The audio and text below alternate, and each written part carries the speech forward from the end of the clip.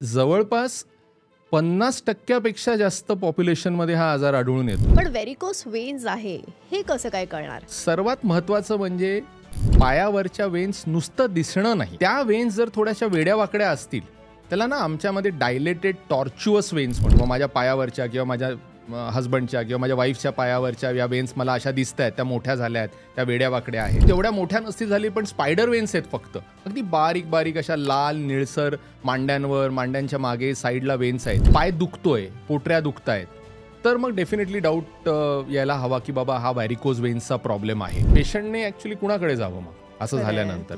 तो एक तुमच्या जनरल सर्जनकडे, जो तुमच्या एरियामध्ये आहे. करेक्ट. तुमच्या एरियामध्ये वॅस्क्युलर सर्जन असेल तर अतिउत्तम, त्याच्याकडे जावं, किंवा प्लास्टिक सर्जन असतील त्यांच्याकडे तरी जावं. सो ह्या काही स्पेशालिटीज आहेत जे तुम्हाला योग्य डायग्नोसिस करून, बरोबर डायग्नोसिस करून त्याच्यावर ट्रीटमेंट करणार आहेत.